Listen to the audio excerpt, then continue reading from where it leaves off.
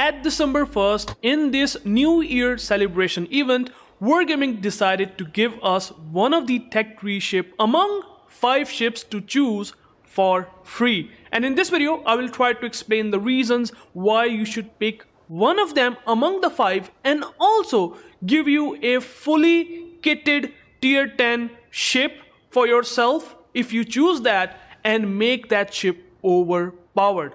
That's right, I will give you a full detailed sort of workout how you can make one particular ship that you are about to pick in this December 1st and make it powerful enough with the help of the captain skills, upgrades, and the mod that I'm about to explain to you, the unique mod that you have to apply on it, making it ridiculously powerful than it already is, which will make your investment very valuable, and also obviously it's free, and let's talk about it.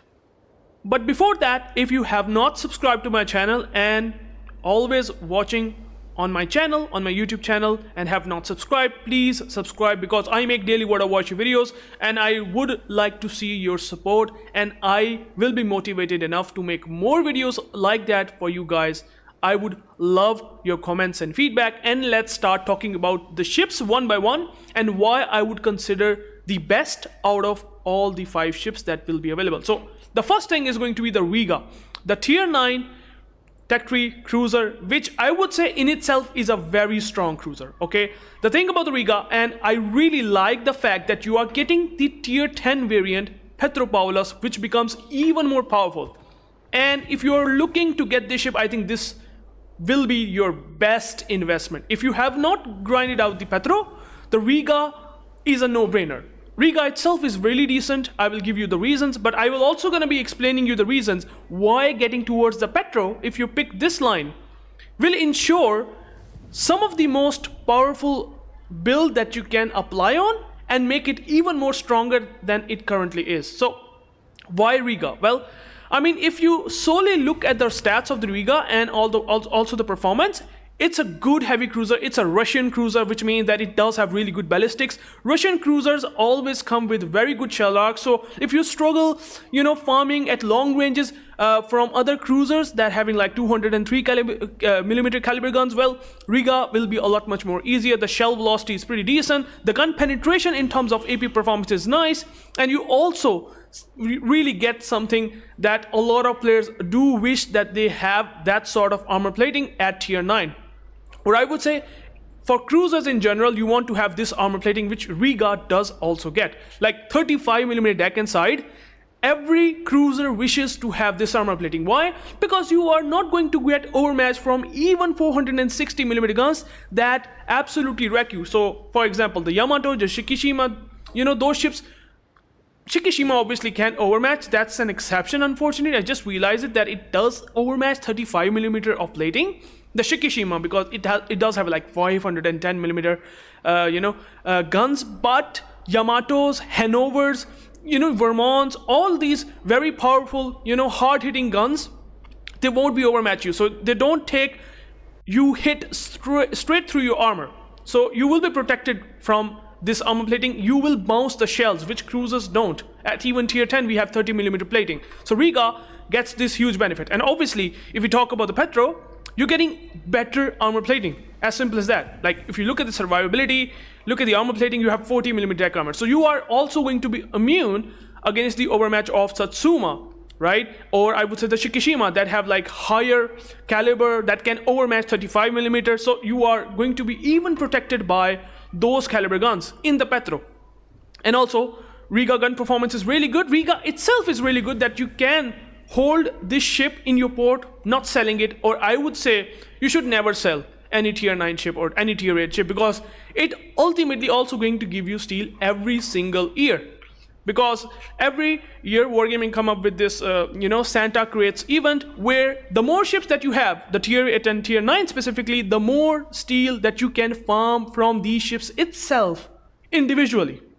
So if you do have the Riga, you are going to get in this year 80 steel from it. So every single year, if you have the Riga in your port, you will get 80 steel every year, which is very nice, good to have. And obviously the ship is good enough that you must, I would say, not sell it. And that's why I really prefer with the gun performance. It's not like Petro in terms of the penetration, AP penetration, but it's very decent. Very decent. You can absolutely smash cruisers.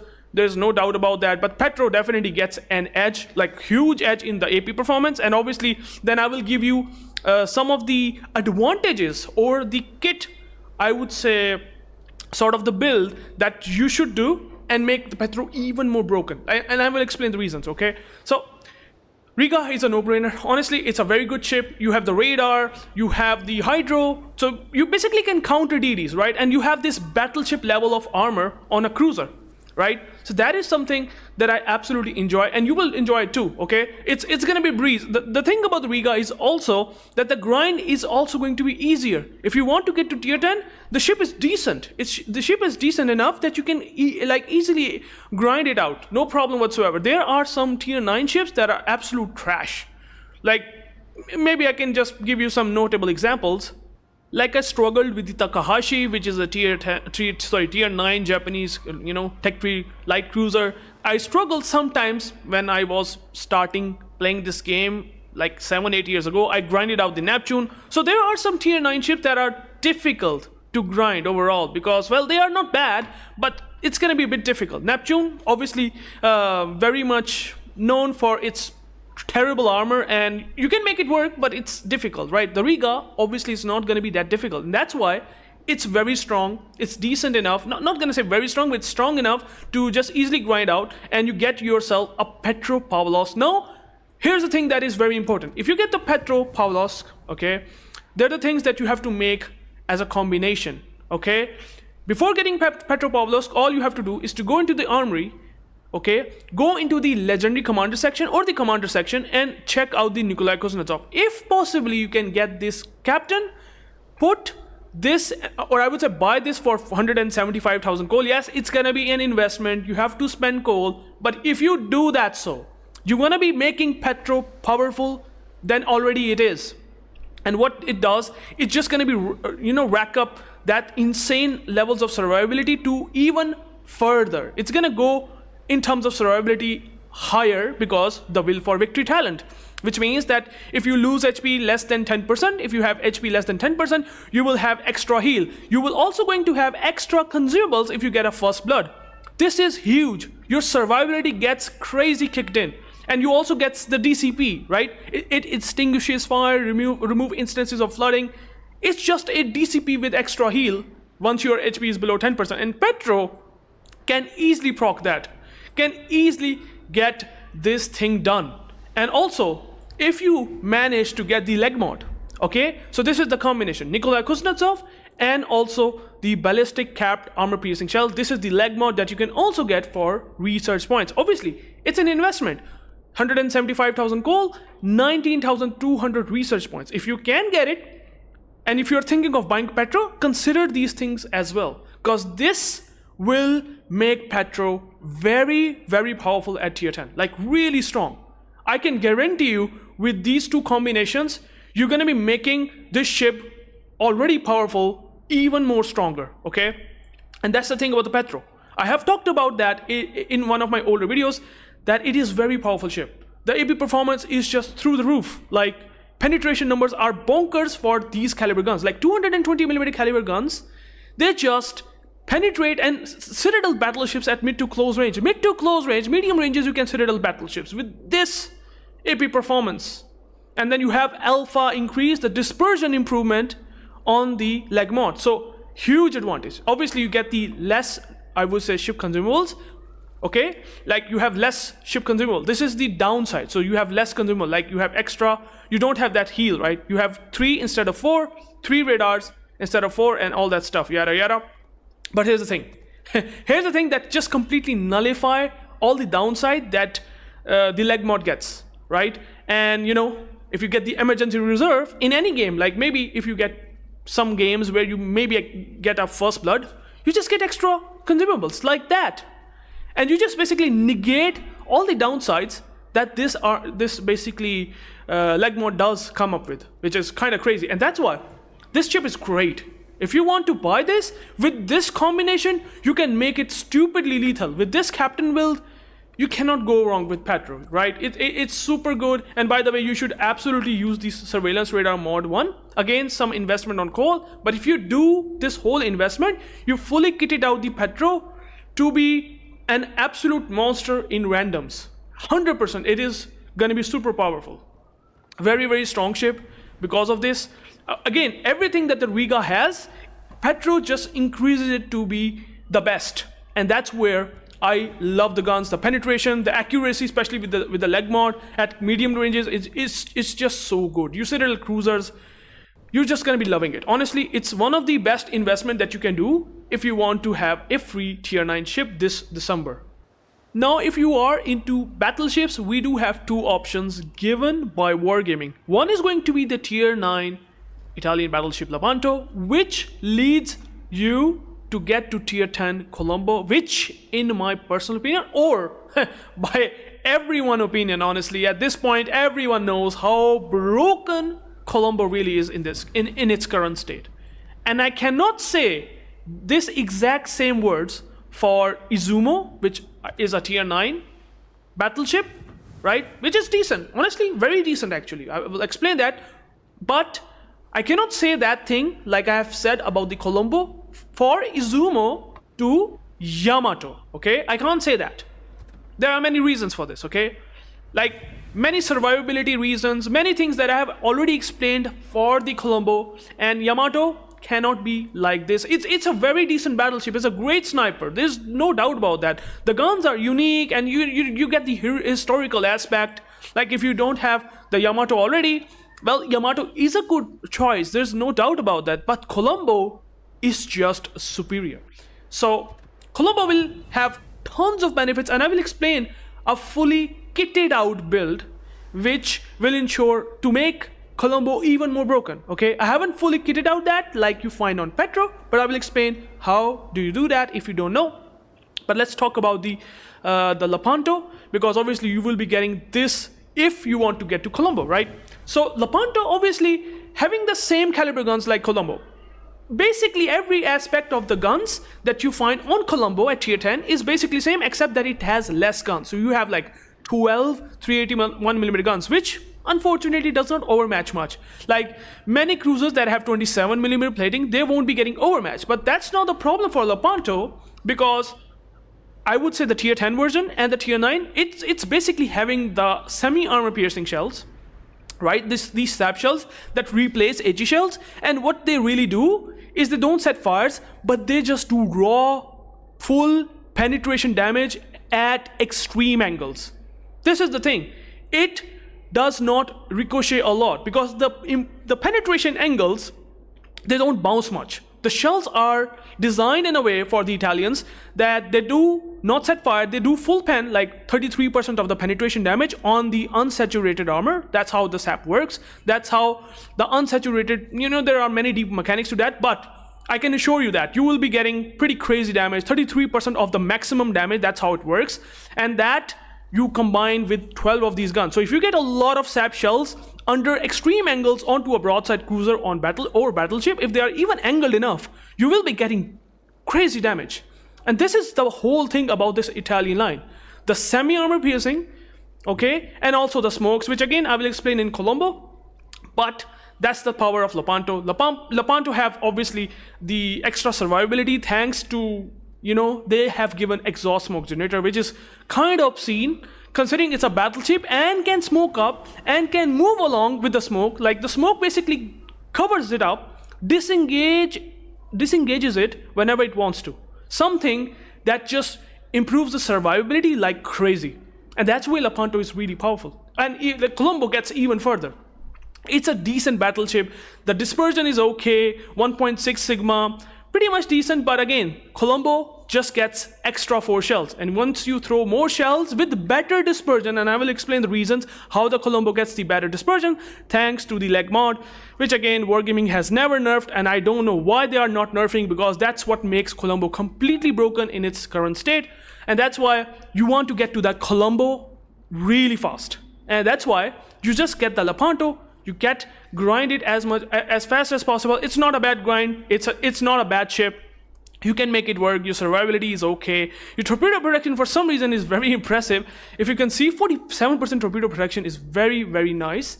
You have decent HP, could be better, but it's not too bad. It's just okay, right? But the thing about the Colombo, or sorry, the Lepanto, is that you smoke up, you basically disengages, kite away, and use sap shells, and use AP on broadside cruisers whenever there's an opportunity, and you basically farm damage, right?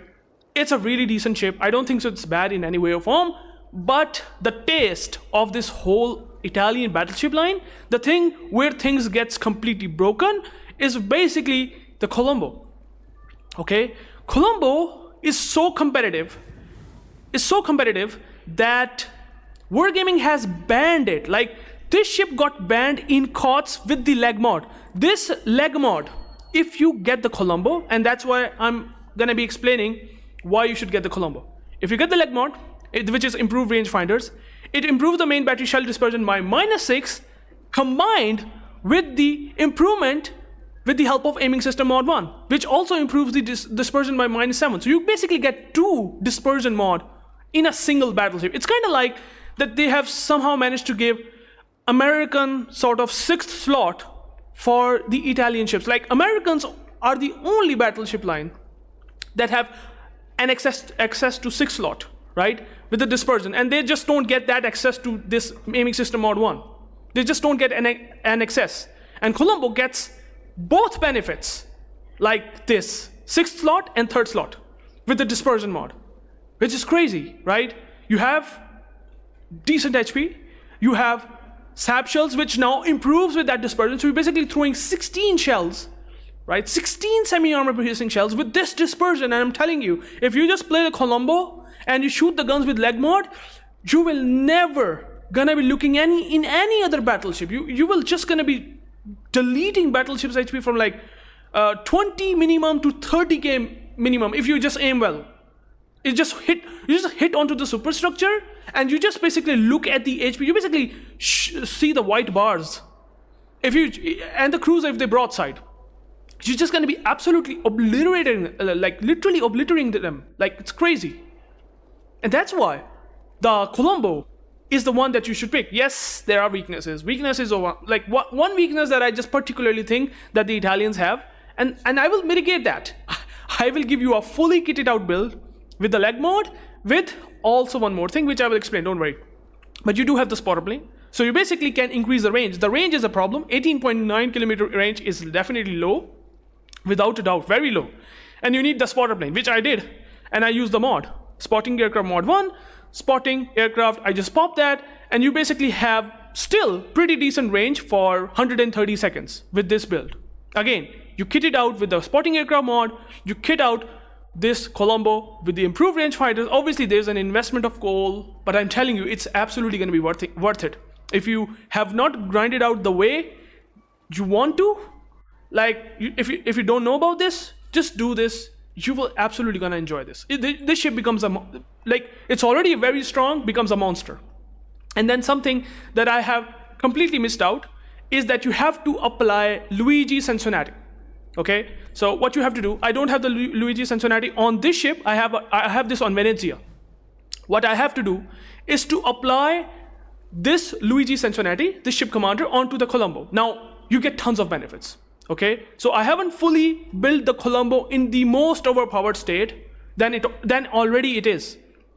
Just applying Luigi Cincinnati, I won't do this for now, but what I can say why this will help the Colombo even more is because, first of all, you get the gun feeder. Okay, by the way, I just forgot the fact that Colombo has built-in gun feeder. It switches the shells. If you look at the minimum shell type switching time, it's 14.6. Okay, it's having the built-in, like without this, it's having built-in main battery shell type switching time. Built-in. And then you apply the gun feeder, you will improve it even further.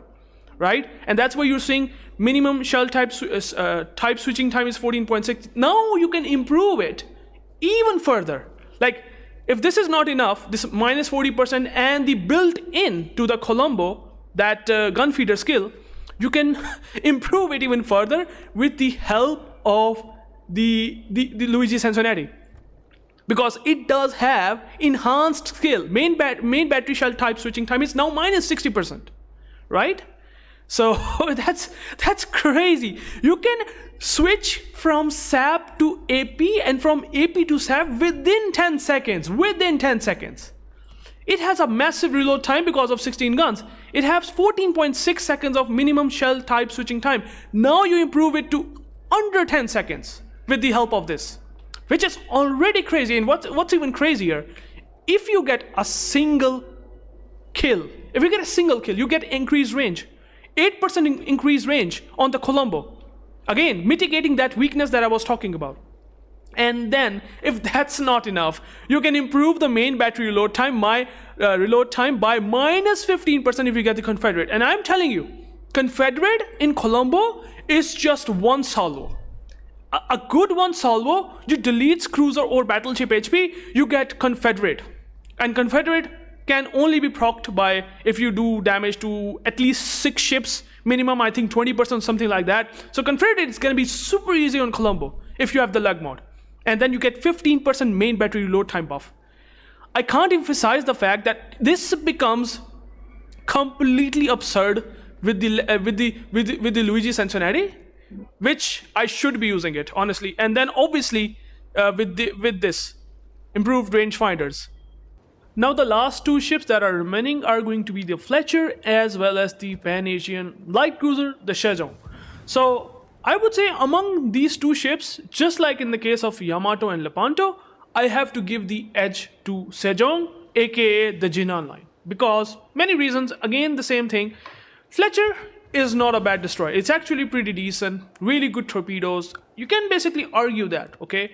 It's a decent destroyer. It's a decent American destroyer, released I would say a long time ago, and it still works like wonders, especially the tier 9 one. It's a decent ship. The tier 10 one is also pretty good, which is obviously the gearing line. So you cannot go wrong with this line, but however, we have a lot of other decent alternative choices like the Daring, which you find on the British destroyer line, or maybe a couple of other ships that are, I would say, maybe worth more. And especially if we compare it to Jinan line, the Sejong line, I would say Sejong itself is pretty decent. It's not bad, but there are better alternatives at tier 9, okay? But if we really take the Jinan, which is the most important part of this whole line, I would say if you are into light cruisers, maybe if you do already have the Lepanto, or I would say the other ship like the Riga, then Jinan is the better alternative. Compared to the Yamato, again, Yamato is not bad. You can buy Yamato for all the historical reasons, the caliber that it overmatches 32mm, you can buy it. All the reasons I would say for the Yamato are great. All the reasons for the Fletcher to gearing are pretty decent. Both ships are not bad in any way or form, but the uniqueness, the special aspects to Jinan, or I would say the Lepanto Colombo, as well as the other ship like the Riga Petro, that is something that makes it, I would say, sort of meta defining, especially the Jinan. Jinan is like, I would say, the flamethrower in this game. This is literally a cruiser that basically throws crazy amount of fires the moment it basically sends a lot of shells, right? I will talk about the Jinan, but the Sejong, it also does kind of the same thing, but it's obviously not having that reload time. Look, you can see here you have like 12 guns. Jinan also have, I would say, slightly less 10 guns, but the reload time is significant. So you have like 4.5 seconds of base reload time. You can improve it. You do have some armor plating that you can make it work around, like in the case of Jinan, 32mm. You can basically abuse this armor plating. Many battleships cannot overmatch this armor, and same with the Jinan. So that is something that you get a lot of value from the Sejong and Jinan line. And also, it does also have come up with the smokes, the defensive fire, the torpedo reload booster, and comes up with tons of tops, which again the same thing. They are decent, but the Jinan takes it to the next level. As simple as that. And for the Jinan, if you don't have the Jinan, this is really decent line, like really powerful light cruiser line that just set tons of fires. Again, the Sejong in itself, if you really individually want to know about the Sejong performance, Sejong is okay. It's definitely decent. You can make it work, but Again, the same thing. There are many alternate cruiser options that are, I would say, slightly better than Sejong, but there is no one comparable compared to Jinan. Like at tier 10, Jinan is still like insanely strong. Like there are cruisers, again, you can argue that same logic, but Jinan still feels very special. The guns, like the reload time on the guns, 2.6 seconds of reload time, 431,000 HEDPM, 13.5% fire chance. Again, I have talked about that in my older video, just the recent one, about one of the best tech tree ships that you can pick, and Jinan is one of them. The Colombo is one of them, and the good thing is, Wargaming has basically added them like this. So, honestly, you cannot go wrong with Jinan if you do have the other two ships. Again, if you don't have, maybe consider them first and then maybe look for this. This ship is an absolute beast. Amazing concealment, you can outspot cruisers and battleships. Anything that pushes you, he is dead. There's just no other way of saying it. The way to make Jinan work is to bait. It's all about baiting, smoking up with very decent smoke duration, and basically spew torpedoes that have deep water, specialities, which basically means that they have zero reaction time. You basically, you cannot spot them. They just unfucking believably difficult to spot. Like you're just gonna eat them. The moment you get them spotted, you don't have any reaction time whatsoever. You have 4.1 seconds of reaction time. Like to give you a comparison, the Fletcher tops, which are normal tops, decent detection in itself, by the way, have 7.5 seconds of reaction time. And these are pretty decent, by the way. These are like they are slow tops. Yeah, look at this. Even if we have this upgraded tops of the Fletcher, you have 7.9 seconds of reaction time. Again, the same with the Sejong. Basically similar performance, 4.5 seconds of reaction time. So Jinan torpedoes are insane. They don't hit destroyers, they don't hit DDs, but they hit cruisers, battleships, and carriers because these are deep water tops. So they basically bypass when they are, hitting to destroyers because they are like deep underneath the water. So that's why Jinan is amazing, right? You send more tops, you do have torpedo reload booster, you basically spew torpedoes, you basically set fires with this insane 13.5% fire chance. And here comes the part that makes it the same thing, just like I talked about the Colombo. If you get, for example, the Quan wrong, you improve the fire skill by 1.5%. Like your fire chance increased to 1.5%, you can improve it with the captain skills, your fire chance gets pretty obscene 13.5. And you can also use another captain, again the same combination. You can use the leg mod captain of Sha Zhenbing. I have put that on a super destroyer Kunming, but you can absolutely do that on Jinan, and that's perfectly fine. You're basically going to get extra, I would say, benefits. For example, like you want to improve the torpedoes, right? You want to get your torpedo reload booster faster. You have to hit torpedoes 6 times. Now, it's sometimes easy, maybe if you are an experienced player, but sometimes you might not proc it. But honestly, in Jinan, it's almost impossible not to hit 6 stops. It's very difficult, especially on a pushing battleship. And well, if you get this thing, you're going to get the speed of torpedoes, you get more torpedo reload booster consumable charges. It's basically tailor suited to Jinan. And again, another thing is that you can do, it's possible, not particularly happen every single time, but if you get a combat scout, which means that you farm a lot of spotting damage. If you are basically spotting battleships, cruisers by your own self, not staying in the smoke, you can get the main battery reload time buff on already absurd 2.6 seconds of reload time that the Jinan gets with the reload mod, which is pretty I can't believe it. They have given the Shah and something like that, but it does not happen a lot. But once it happens, you basically get insane DPM buff, like crazy. You're just gonna get super cracked afterwards once you are having this high alert talent skill activated, okay? And then obviously you can improve your ship consumable preparation and reload time by minus 6.5% if you tank 1.5 million potential, which sometimes can happen on Jinan if you're speed juking a lot open water. But for that, most of the time battleships gets the benefit for this Pan-Asian Legendary Commander, but you can use this combination. I'm using the combination of Kwangron because you get survivability expert improvement and also the fire chance increase improvement, which I would say is superior. Very reliable, just makes Jinan really freaking powerful. And that's why, if you're thinking of buying Jinan, think about this ship. I absolutely love it. and I think it's a no-brainer for today's meta. Anything that pushes you, if you know how to play the ship, the cruisers in particular, you can abuse this armor like crazy, and you can also abuse many of the characteristics with torps and the guns that it's just straight up sometimes gets pretty broken under the right situations. So thank you guys for watching. I prefer these 3 ships over the Fletcher and Yamato. Now it's up to you. What do you think? I have given you the combination of Quanrong. Apply that ship, commander. It's, by the way, available in the armory for 35,000 gold. So it's cheaper compared to those other ships. That's one advantage, but that's up to you. So thank you guys for watching. I think it's worth it. Maybe just pick one of the ships that I have explained. Now you know what strengths and weaknesses sort of they have. Obviously, I haven't talked about the weakness. The Sejong and Jinan, both having really bad armor plating in a way that you take a lot of damage from CVs. Obviously, you do have 32mm Citadel deck armor, which can be overmatched by Yamato, Shikishima, Satsuma, Incomparable, Hanover. Those ships that have higher caliber than 460, they basically just completely screw you up under open water situations where you get spotted. Any 2 shells that hit onto the top of this deck, you're gonna get obliterated. That's the biggest weakness that I consider on this line. And obviously the squishiness, very low HP. Jinan gets slightly better, but I have kitted out fully with the survivability expert buff and demolition expert, so that's why your HP kinda still not too bad, 40,000. But it could be better, but we're talking about light cruiser, so that is what it is. So let me know in the comments, which ship will you be picking for yourself, and why, and how do you combine all these factors that I have explained and making this ship really strong to overpowered, almost overpowered with these numbers. You can do that. So thank you guys for watching. Take care and peace out.